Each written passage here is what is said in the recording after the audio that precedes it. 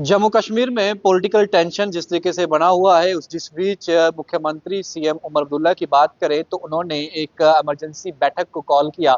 इस बैठक के अंदर डॉक्टर फारूक अब्दुल्ला समेत कई बड़े नेता और उसके साथ साथ नेशनल कॉन्फ्रेंस के तमाम एमएलए पहुंचे। अलायंस पार्टनर जो नेशनल कॉन्फ्रेंस के सरकार में है वो भी इस बैठक के अंदर मौजूद रहे।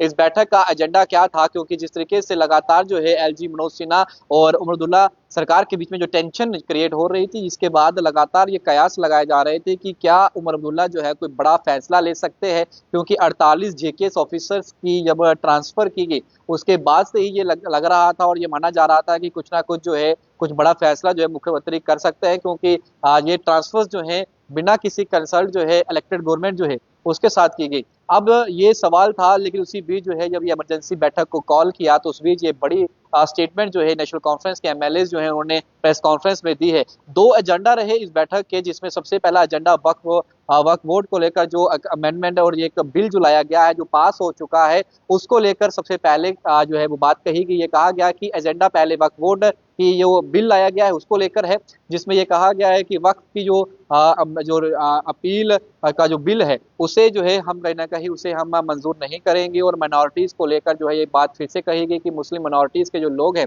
उन्हें कहीं ना कहीं जो है टारगेट करने का प्रयास किया जा रहा है। और धर्म को जो धर्म के आड़ में जो है मोदी सरकार जो है वो हस्तक्षेप कर रही है। जहां बात जो है एजुकेशन या फिर बाकी सेक्टर्स की होनी चाहिए, वहां पर मोदी सरकार जो है हस्तक्षेप धर्मों के मामले में करते हुए नजर आ रही है और इसके लिए हम जो है लड़ाई लड़ते रहेंगे। ये नेशनल कॉन्फ्रेंस की स्टेटमेंट थी। और इसके बाद दूसरा एजेंडा उन्होंने कहा कि जिस तरीके से हमें चुनकर जो है सरकार में भेजा है लोगों ने और लोगों का मैंडेट हमें मिला है, अगर एलजी सरकार जो है इस तरीके से करेगी तो हमें कहीं ना कहीं लगेगा कि एलजी जो है लोगों के मैंडेट के खिलाफ जाकर कार्य कर रही है, जिसको लेकर उन्होंने कहा कि हम इसके भी खिलाफ आवाज उठाएंगे और हम चुप रहने वालों में से नहीं हैं। ये कतई बर्दाश्त नहीं है कि लोगों का मैंडेट जो हमें दिया गया है उस मैंडेट के साथ हम जो है वो खड़े ना हो और लोग जो हमें चुनकर भेजे हैं उसमें एलजी मनोज सिन्हा जो है वो हस्तक्षेप करें। तो अब फिलहाल दो एजेंडे पर ये बैठक रही। साफ तौर पर ये चीजें तो हमें समझ में आ गई कि पहला एजेंडा जो रहा वो यही था कि वक्फ का जो बिल पास हुआ है लोकसभा राज्यसभा के अंदर, इसके बाद सरकार के अंदर जो है नेशनल कॉन्फ्रेंस की बात करें तो उन्होंने इस बिल की जो है मजम्मत की है। उन्होंने कहा है कि हमें जो है ये बिल कतई भी मंजूर नहीं है,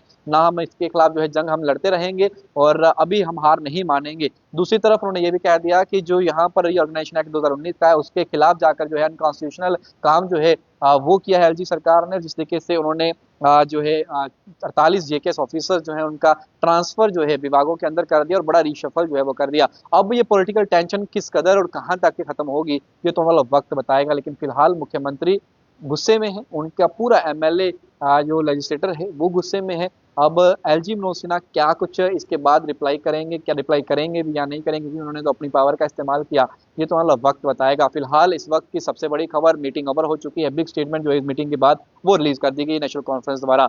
के साथ शुभ लेंगे परफेक्ट टाइमलाइन के लिए। जय हिंद।